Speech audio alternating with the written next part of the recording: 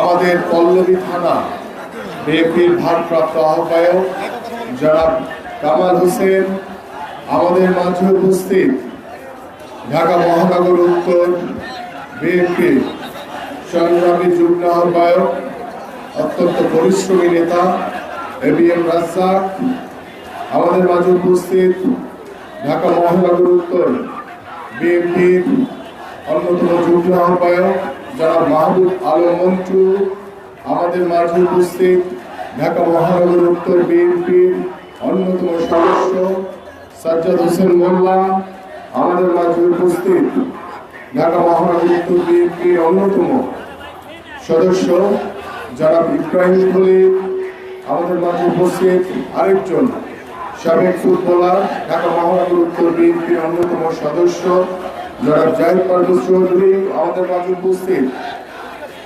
ঢাকা মহানগর উত্তর স্বেচ্ছাসেবক দলের সাধারণ সম্পাদক মহসিন সিদ্দিকী রনি আমাদের মাঝে উপস্থিত। ঢাকা মহানগর উত্তর তাঁতি দলের সংগ্রামী আহ্বায়ক শামসুন নাহার আপা আমাদের মাঝে উপস্থিত। ঢাকা মহানগর উত্তর মহিলা দলের সদস্য সচিব অ্যাডভোকেট রুনা লায়লা, যুগ্ম আহ্বায়ক লাইলি বেগম আমাদের মাঝে উপস্থিত। ঢাকা মহানগর উত্তর শ্রমিক দলের যুগ্ম আহ্বায়ক জনাব আনিসুর রহমান আমাদের মাঝে উপস্থিত। ঢাকা মহানগর উত্তর কৃষক দলের সংগ্রামী যুগ্ম আহ্বায়ক বীর মুক্তিযোদ্ধা আব্দুল হক আমাদের মাঝে উপস্থিত।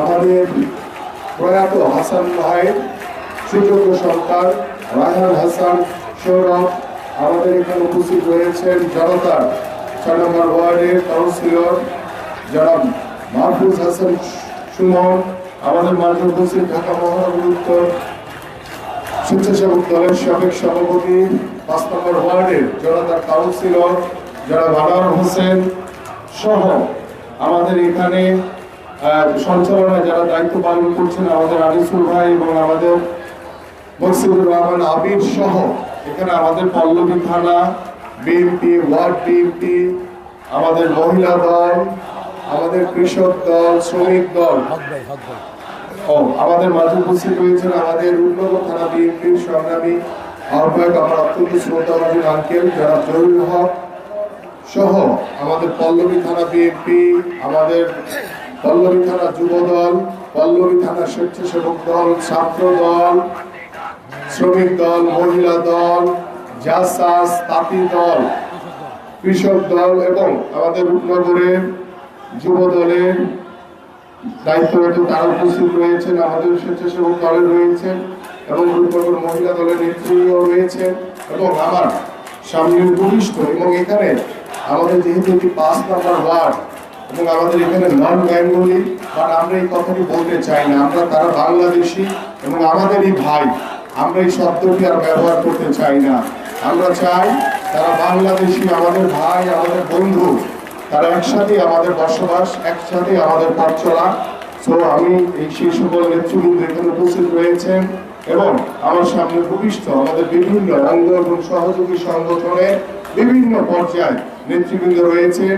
এবং আরেকটি কথা আমি বলি যে আমরা যে হিন্দু সম্প্রদায়ের ভাই বোনদেরকে সংখ্যালঘু বলি, এই কথাটিও আর বলতে চাই না, কারণ তারাও আমাদের ভাই, বন্ধু, প্রতিবেশী। আমরা সকলেই বাংলাদেশি। সেই বাংলাদেশি মনোভাব নিয়ে আমাদের পথ চলা এবং সেই বাংলাদেশি মনোভাব নিয়েই আমরা একটি সুন্দর বাংলাদেশ গড়ব। উপস্থিত আমাদের সামনে সকল নেতৃবৃন্দ, সবাইকে আসসালামু আলাইকুম। বক্তব্য অনেকক্ষণ ধরে হচ্ছে। আজকে যে জন্য আমরা এবং যেখানে দাঁড়িয়ে আমরা বক্তব্য রাখছি, আপনারা জানেন যে গত ১৭ বছর স্বৈরাচার শেখ হাসিনার সরকার বাংলাদেশের রাষ্ট্রীয় যন্ত্রগুলোকে ব্যবহার করে যেভাবে নিজেদের ক্ষমতাকে কুক্ষিগত করে রাখার চেষ্টা করেছিল, কিন্তু পৃথিবীর ইতিহাসে কোন স্বৈরাচার কখনোই টিকে থাকতে পারে না। স্বৈরাচারের পতন হবেই। এবং গত ১৭ বছর ধরে আমাদের বিএনপির ভারপ্রাপ্ত চেয়ারম্যান জনাব তারেক রহমানের নেতৃত্বে নির্দেশনায় বাংলাদেশ জাতীয়তাবাদী দলের সকল পর্যায়ের নেতৃবৃন্দ ঐক্যবদ্ধ হয়ে সুসংগঠিত হয়ে এদেশের সাধারণ মানুষকে নিয়ে এই স্বৈরাচার পতনের জন্য আন্দোলন করেছে, সংগ্রাম করেছে এবং অনেকভাবে নির্যাতিত হয়ে, অনেকভাবে মামলা হামলায় জুলুমে নির্যাতনে নিপীড়িত হয়েও এই আন্দোলনকে সফল করার জন্য গত জুলাই আগস্টে ছাত্র এবং এদেশের জনগণের যে গণঅভ্যুত্থান হয়েছে, সেই গণঅভ্যুত্থানে আপনারা সকলেই রাজপথে অংশগ্রহণ করেছিলেন প্রিয় নেতৃবৃন্দ, এবং সেই অংশগ্রহণের মাধ্যমে বাংলাদেশ আজকে স্বৈরাচার মুক্ত হয়েছে, বাংলাদেশ স্বাধীন হয়েছে। সেই স্বৈরাচার মুক্ত বাংলাদেশে আজকে আমরা স্বাধীনভাবে কথা বলতে পারছি, স্বাধীনভাবে আমরা আমাদের মতামত প্রকাশ করতে পারছি, এবং এই স্বাধীনভাবে মতামত প্রকাশ করতে গিয়ে বিগত সময়ে আপনাদের অনেককেই, সাংবাদিক ভাইদেরকে বলেন, মসজিদের ইমামদের বলেন, যে কোনো ধর্মীয় জায়গাতে বলেন, কোনো জায়গায় আপনারা স্বাধীনভাবে আপনাদের মতামত দিতে পারছেন না। মতামত দিলেই আপনাদের বিরুদ্ধে মামলা হয়েছে, নির্যাতন হয়েছে, আপনাদেরকে অ্যারেস্ট করে তাদেরকে একটি চিরকুট ধরিয়ে দিত যে কি দোয়া করবে কি করবে না, এবং এই দোয়া যদি ভুল ক্রমে করে ফেলছে তাহলে তার চাকরি তো গেছেই, পাশাপাশি তাকে অ্যারেস্টও করা হয়েছে। কিন্তু আমি দৃঢ়ভাবে বলতে চাই, ভবিষ্যতে আর কখনো এমনটি হবে না ইনশাআল্লাহ, কারণ আমরা আর কোনো স্বৈরাচারের জন্ম হতে দেব না ইনশাআল্লাহ। এবং আপনারা আপনাদের স্বাধীনভাবে চলাচল করার জন্য, স্বাধীনভাবে আপনাদের মতামত প্রকাশ করার জন্য আপনারা দৃঢ়ভাবে, আপনারা স্বাধীনভাবে সবকিছু বলতে পারবেন, এবং সে বলার অধিকার এদেশের সরকার নয়, বাংলাদেশি হিসেবে এটা আপনার নাগরিক অধিকার। এবং এখানে আজকে যে 5 নম্বর ওয়ার্ডে দাঁড়িয়ে আমি কথা বলছি, আমি একটু আগে বললাম যে আমাদের এখানে অনেক, প্রায় দীর্ঘ স্বাধীনতার পরবর্তী পর থেকে এখানে আমাদের অনেক নন বেঙ্গলি ভাইরা বসবাস করেন, বোনরা বসবাস করেন।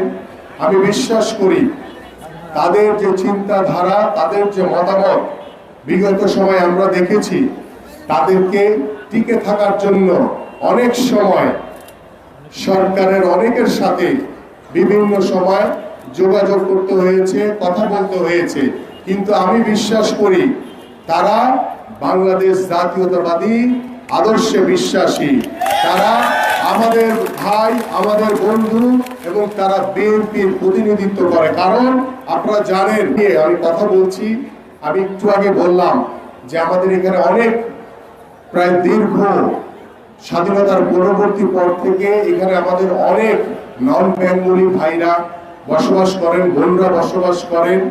আমি বিশ্বাস করি তাদের যে চিন্তাধারা, তাদের যে মতামত বিগত সময় আমরা দেখেছি, তাদেরকে টিকে থাকার জন্য অনেক সময় সরকারের অনেকের সাথে বিভিন্ন সময় যোগাযোগ করতে হয়েছে, কথা বলতে হয়েছে, কিন্তু আমি বিশ্বাস করি তারা বাংলাদেশ জাতীয়তাবাদী আদর্শে বিশ্বাসী, তারা আমাদের ভাই, আমাদের বন্ধু, এবং তারা বিএনপির প্রতিনিধিত্ব করে। কারণ আপনারা জানেন 1991 সালে যখন নির্বাচন হয়েছিল এবং আমাদের ব্যারিস্টার রফিকুল ইসলাম সাহেব যখন এইখান থেকে নির্বাচিত হয়েছিলেন, তখন আমরা দেখেছি যে এই নন বেঙ্গলি ভাইদের জন্য তিনি একা লড়াই করেছেন, লড়াই করে তাদেরকে এখানে স্থায়ীভাবে বসবাসের জন্য যা যা করণীয় আছে সব ধরনের ব্যবস্থা করেছেন। এবং আমি বিশ্বাস করি গত 17 বছর স্বৈরাচারের প্রভাবে হয়তোবা 2-1 লাইন বিচ্যুতি হয়েছে, বাট তারা দৃঢ়ভাবে, আমি বিশ্বাস করি যে তারা আমাদেরই ভাই, আমাদেরই লোক, আমাদেরই বন্ধু। তাই তাদের বিষয়, এবং আমরা যারা রয়েছি এখানে, আমরা সকলেই ঐক্যবদ্ধভাবে কিন্তু একটি সুন্দর সমাজ গড়তে চাই। সেই সমাজ গড়ার লক্ষ্য নিয়ে আমাদের সকলকে কাঁধে কাঁধ মিলিয়ে কাজ করতে হবে। প্রিয় বন্ধুগণ, আজকে যে মাদকের যে একটি আক্রা, এবং এখানে আমি দৃঢ়ভাবে বলতে চাই যে এখানে যারা বসবাস করেন, আমাদের গোয়েন্দার রিপোর্ট অনুযায়ী আমাদের কাছে যে তথ্যপাত্র রয়েছে, আমাদের এখানে কিন্তু অনেক মাদকের আক্রা রয়েছে, এবং আমি খুব দৃঢ়ভাবে বলতে চাই, এবং আমি ইতিমধ্যে বিভিন্ন লেভেলে কথা বলেছি, কারণ আমরা একটি মাদক মুক্ত বাংলাদেশ গড়তে চাই, মাদক মুক্ত একটি সমাজ গড়তে চাই।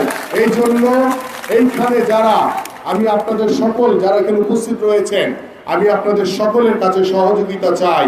কারণ এইখানে যেখানে বস্তি এলাকা বা বিভিন্ন জায়গায় যে মাদকের আখড়া রয়েছে, এই জায়গাতে আমরা জিরো টলারেন্স দেখাবো। যে মাদকের সাথে জড়িত তাকে ধরে নিয়ে সাথে সাথে আইনের হাতে তুলে দিবেন। যদি আপনারা না পারেন আমাকে বলবেন, আমি নিজে এসে দায়িত্ব নিয়ে সেই কাজটি করব ইনশাআল্লাহ। এবং আমাদের প্রশাসনের ভাইরা যারা রয়েছেন, পুলিশ বাহিনী রয়েছেন, আমাদের সেনাবাহিনীর ভাইরা রয়েছেন, আমাদের আনসার ভাইরা রয়েছেন, সকলেই আমাদের ঐক্যবদ্ধভাবে আমাদের এই মাদককে নির্মূল করতে হবে। আমাদের ভবিষ্যৎ প্রজন্মকে, বর্তমান প্রজন্মকে যদি একটি সমাজ, সুন্দর সমাজ, একটি সুন্দর বাংলাদেশ উপহার দিতে চায়, তাহলে মাদক নির্মূল করতে হবে। এবং এই কারণে আমি বারবার বলেছি আপনাদের কাছে যে ক্রীড়াঙ্গন, খেলাধুলা হবে এই মাদক মুক্ত বাংলাদেশ গড়ার জন্য অন্যতম একটি মাধ্যম।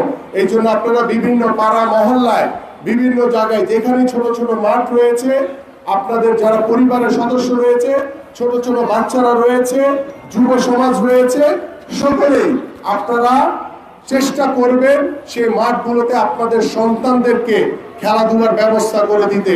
খেলাধুলার ভিতরে যদি আপনার সন্তানরা থাকে, আপনার যুব সমাজ থাকে, তাহলে তারা শারীরিকভাবেও একটি সুস্থ জাতি আমরা উপহার দিতে পারবো। কারণ সুস্থ জাতি যদি না হয়, তাহলে একটি সুস্থ সুন্দর বাংলাদেশ আমরা কখনোই করতে পারবো না। আমি কি আপনাদেরকে বোঝাতে পেরেছি? তাহলে আমাদের মাদকের বিরুদ্ধে জিরো টলারেন্স দেখাতে হবে। যদি এখানে কেউ থেকে থাকে, সাবধান হয়ে যান। আপনার কিন্তু এই সমাজে থাকার কোনো যোগ্যতা নাই, আপনি এই সমাজ থেকে বিচ্যুতি হয়ে যাবেন। আপনার ঘর হবে সেই জেলখানা, এর বাইরে যাওয়ার কোনো সুযোগ আপনার কিন্তু নাই। আরেকটি কথা বলতে চাই, গত 17 বছর ধরে স্বৈরাচার শেখ হাসিনার সরকার যেভাবে বাংলাদেশের মানুষের উপরে জুলুম, নির্যাতন, নিপীড়ন চালিয়েছে, এবং তারা দেশের উন্নয়নের নামে শুধু নিজেদের পকেটের উন্নয়ন করেছে, বাংলাদেশের মানুষের কিন্তু কোনো উন্নয়ন করে নাই। কিন্তু বিএনপির ভারপ্রাপ্ত চেয়ারম্যান জনাব তারেক রহমান ইতিমধ্যে বাংলাদেশের প্রত্যেকটি অঞ্চলে তার যে বক্তব্যের মাধ্যমে তিনি আপনাদের কাছে সবচেয়ে জনপ্রিয় নেতা হয়ে উঠেছেন, এবং তার যে জনপ্রিয়তা সেটা বাংলাদেশের প্রতিটি আনাচে কানাচে ছড়িয়ে পড়েছে। কারণ তিনি বারবার বলেছেন যে বিএনপি জনগণের উপরে নির্ভরশীল, জনগণকে সাথে নিয়ে ভবিষ্যৎ সুন্দর একটি বাংলাদেশ গড়তে চান। এই জন্য আমাদের কাছে যে নির্দেশনা দিয়েছেন যে বাংলাদেশের প্রত্যেকটি সাধারণ মানুষের কাছে, আজকে আপনারা যারা বিএনপি নেতৃবৃন্দ বসে আছেন এখানে, আপনাদের দায়িত্ব হচ্ছে সেই মানুষগুলোর পাশে যাওয়া, সেই সাধারণ মানুষের কথা শোনা। সেটা চায়ের দোকানে হতে পারে, আপনার পরিবারের সাথে বাসায় হতে পারে, পাড়া মহল্লায় বিভিন্ন আলোচনা টেবিলে হতে পারে, মসজিদ মাদ্রাসায় হতে পারে। আপনাদেরকে সেই মেসেজটি দিতে হবে। কারণ বিএনপি বিশ্বাস করে যে বাংলাদেশের সকল ক্ষমতার উৎস হচ্ছে এই জনগণ।